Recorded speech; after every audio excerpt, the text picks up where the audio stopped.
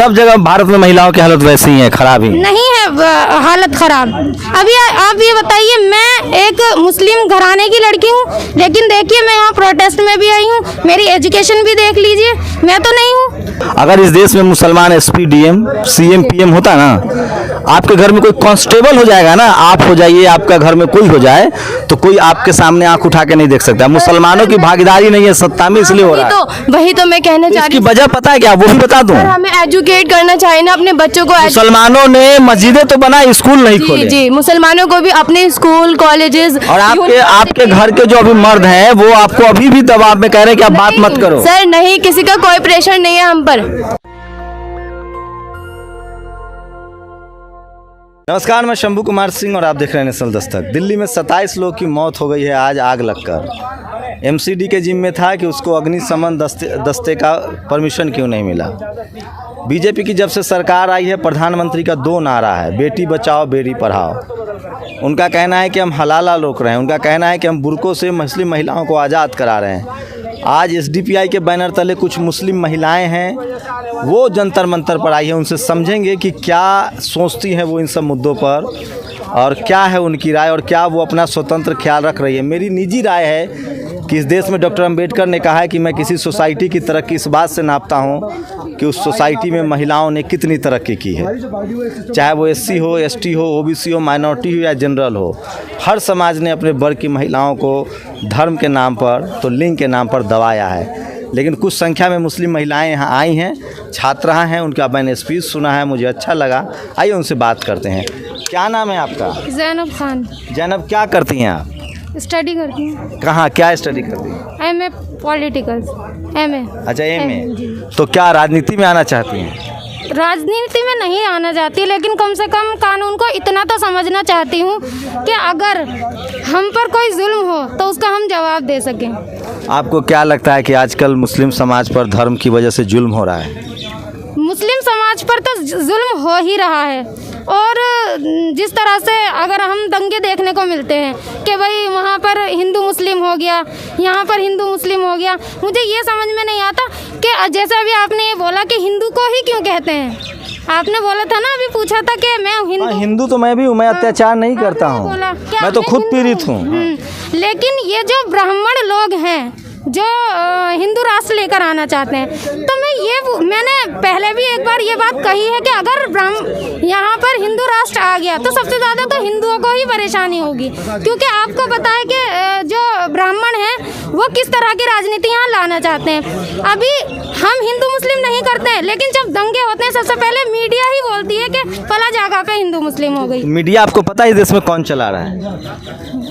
जाहिर सी बात है, जो यहाँ के प्रधानमंत्री वही चलाएंगे।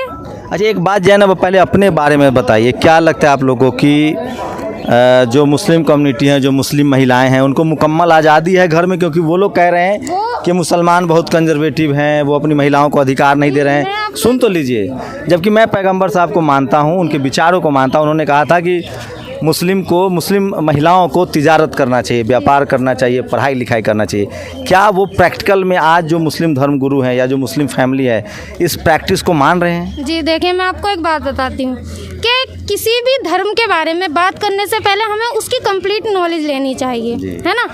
और दूसरी चीज़ ये है कि कोई भी धर्म का इंसान क्यों ना हो, हिंदू हो, मुस्लिम हो, कोई भी क्यों ना हो, जिस वक्त में जैसे शराब को ले लीजिए, शराब हराम है लेकिन सभी पीते हैं, एक मुस्लिम भी पीता है। तो बात यहाँ किसी मुस्लिम में, किसी धर्म में, किसी कानून की नहीं है, बात यहाँ है मानने की। अगर मतलब सब जगह भारत में महिलाओं की हालत वैसी ही है, खराब ही नहीं है हालत खराब। अभी आप ये बताइए, मैं एक मुस्लिम घराने की लड़की हूँ, लेकिन देखिए मैं यहाँ प्रोटेस्ट में भी आई हूँ, मेरी एजुकेशन भी देख लीजिए, मैं तो नहीं हूँ। अभी एक घटना हुई हाल में हैदराबाद में, एक मुस्लिम लड़की से एक शेड्यूल कास्ट लड़के ने शादी कर ली। इस देश में SC, ST, OBC constitutional terms इस्तेमाल कर रहा हूँ, सवर्ण समाज के लोग हत्या करते आ रहे हैं। ये पहला मामला था जब मुस्लिम समाज ने एक दलित युवक की हत्या कर दी। इसको कैसे देखती हैं आप? देखिए, बात तो लोगों के सोच की है। सबसे पहली चीज़ तो ये है कि आपकी क्या राय है, क्या कोई शादी दूसरे जाति में या दूसरे धर्म में करे तो उसको मार देना चाहिए? नहीं, मारना नहीं चाहिए, लेकिन हमारे धर्म में ऐसे शादी हो ही नहीं सकती। कॉन्स्टिट्यूशन तो लेकिन मना ही नहीं करता है, भारत का संविधान नहीं मना करता, लेकिन कॉन्स्टिट्यूशन जिस वक्त में था तो उस कॉन्स्टिट्यूशन ये तो नहीं कहेगा ना कि हम अपना पर्सनल लॉ ना माने। नहीं, वो मैं नहीं कह रहा हूँ। कॉन्स्टिट्यूशन कहता है कि कोई भी आदमी जाति और धर्म से अलग शादी कर सकता है। अब टाइम शॉर्ट हो गया। बाकी अंदाज़ा आप लगा सकते हैं कि इस देश में महिलाओं की क्या स्थिति है। इस देश में सबसे ज़्यादा शोषण महिलाओं का हो रहा है और अभी भी वो अपने घर के पुरुषों पर निर्भर हैं, चाहे वो मुस्लिम महिला हो चाहे वो हिंदू महिला हो। अंदाज़ा लगा सकते हैं, लोगों ने आया उनको मना कर दिया क्योंकि वो बात नहीं करने देना चाह रही हैं। इतनी ज़रूर अच्छी लगी कि कम से कम उनकी तालीम हो रही है। आपकी कितनी तालीम है? सर मैं लॉ स्टूडेंट हूँ। लॉ स्टूडेंट है, कहाँ से? मेरठ। आपको क्या लगता है, संविधान ज़्यादा जरूरी है या कैसे चलना चाहिए देश? सर देश जो है संविधान से ही चलना चाहिए। संविधान से चलना चाहिए। किसी का धर्म किसी का पहनावा अलग हो सकता है, लेकिन देश धर्म से तो अपनी चॉइस है ना कि क्या मैं क्या पहनती हूँ। अगर मुझे बुर्का पसंद है तो मैं बुर्का पहनूंगी, अगर किसी को स्कर्ट पसंद है तो वो स्कर्ट पहनेगा। जी, क्योंकि वो उसकी अपनी पर्सनल चॉइस होती है। पाबंदी नहीं होनी चाहिए, पाबंदी नहीं, आज़ादी होनी चाहिए, रिस्ट्रिक्शंस नहीं होनी चाहिए। लेकिन अमूमन देखा गया है कि कोई मुस्लिम महिला बिकनी पहन ले तो उसको समाज बहुत बॉयकॉट कर देता है। सर वो उसकी चॉइस है कि वो क्या पहनना चाहती है। अगर वो बिकनी पहनना चाहती है तो वो पहन सकती है। अगर मुझे बुर्का पसंद है तो मैं मर्द लोग उसका बॉयकॉट कर देते हैं। तो वो उनकी नॉलेज है ना, वो उनकी नॉलेज। मर्द लोगों ने तो पर्दे पर भी सवाल उठाया है। तो अभी तो आप लोग को भी ये लोग मना कर रहे हैं, मर्द जितने हैं यहाँ आपके समाज के, वो कह रहे हैं कि बात मत करो। कहाँ बात नहीं करो, अभी हमारे पास टाइम शॉर्ट है ना, हमारे पास टाइम शॉर्ट है, हमारे पास टाइम शॉर्ट है सर। हमारे मर्द लोग अगर हमें मना करते तो हमें यहाँ नहीं लेकर आते। अगर हम आज यहाँ पर है तो इसका मतलब है इन लोगों की परमिशन है, तभी तो हम यहाँ पर है ना। तो आप घर में हमें कोई रिस्ट्रिक्शंस नहीं है कि हमें पढ़ाई के लिए पूरी आज़ादी है कि हम अगर हमें पढ़ाई के लिए आज़ादी नहीं होती तो हम इतना आगे क्यों जाते हैं। क्योंकि तो आप फर्स्ट ईयर है, सेकेंड ईयर है, थर्ड ईयर स्टूडेंट। ये जो मुसलमानों को जो टारगेट किया जा रहा है धर्म के नाम पर, इसका क्या सॉल्यूशन दिखता है आपको? सर मैंने बताया तो कि देश हमारा संविधान से चलना चाहिए। वो उनके आइडियोलॉजी क्या है, वो अपने आइडियोलॉजी संविधान तो है। मैं ये कह रहा हूँ कि मुस्लिम कम्युनिटी के साथ जो इतना अत्याचार हो रहा है, इसका चूंकि आप लॉ स्टूडेंट है, इसकी कोई समस्या का समाधान क्या दिख रहा है? मुझे पूछेगा तो मैं तो बता दूंगा। आपको क्या लगता है, आप बताइए पहले। सर मतलब इतना मतलब दोनों को इतना फ्रीली उनको मैं बताऊं क्या समस्या का समाधान है। अगर इस देश में मुसलमान एसपी डीएम सीएम पीएम होता ना, आपके घर में कोई कांस्टेबल हो जाएगा ना, आप हो जाइए, आपका घर में कोई हो जाए तो कोई आपके सामने आंख उठा के नहीं देख सकता। मुसलमानों की भागीदारी नहीं है सत्ता में, इसलिए हो रहा है। वही तो मैं कहना चाह रही हूं। इसकी वजह पता है क्या, वो भी बता दूं। हमें एजुकेट करना चाहिए ना अपने बच्चों को। मुसलमानों ने मस्जिदें तो बनाई, स्कूल नहीं खोले। जी, मुसलमानों को भी अपने स्कूल कॉलेजेस। और आपके घर के जो अभी मर्द हैं वो आपको अभी भी दबाव में कह रहे हैं कि आप बात मत करो। सर नहीं, किसी का कोई प्रेशर नहीं है हम पर।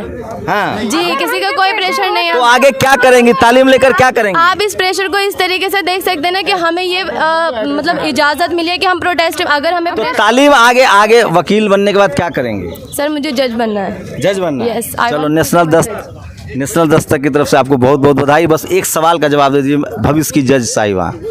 कोई आदमी अगर किसी धर्म को दूसरे धर्म से शादी कर ले, जो हैदराबाद में हुआ, वो सही था या गलत था? वो उसकी अपनी चॉइस है ना सर। लेकिन उसको मार दिया गया, उसके घर वालों ने उसको मार दिया। सर वो गलत है ना, वो गलत है। शुक्रिया मेरे सवालों का जवाब देने के लिए। देश आपको आप पर फक्र करेगा।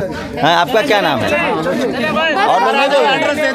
हाँ, ये देखिए, ये मैं लगातार मैं फिर कह रहा हूँ, मेरी कोशिश है कि मैं लोग जा रहे हैं। रुकिए ना भाई, मेरी कोशिश है कि मैं उन तमाम सवालों को पूछूंगा जिस पर बात करने से लोग कतराते हैं। इस देश में आज धार्मिक ध्रुवीकरण हो रहा है तो उसकी वजह है कि लोगों ने बात नहीं की है, स्कूल कॉलेज पर बात नहीं हुई है। आखिर देश को पता तो चले कि मुस्लिम महिलाएं भी क्या दबाव में हैं। इस देश की सारी महिलाएं दबाव में हैं। ज़रूरत है उनको खुलकर सड़क पर आने की। पूरी बातचीत कैसी लगी, आपकी प्रतिक्रिया बहुत ज़रूरी है। शंभू कुमार सिंह, नेशनल दस्तक, जंतर मंतर, दिल्ली। नेशनल दस्तक की आपसे गुजारिश है कि अगर इसको बचाना चाहते हैं तो नेशनल दस्तक को सब्सक्राइब करने के लिए रेड कलर के सब्सक्राइब बटन को दबाएं, फिर बेल आइकन की घंटी दबाएं। नेशनल दस्तक को बचाने के लिए बहुत ज़रूरी है कि हर खबर को शेयर करें, लाइक करें, कमेंट जरूर करें।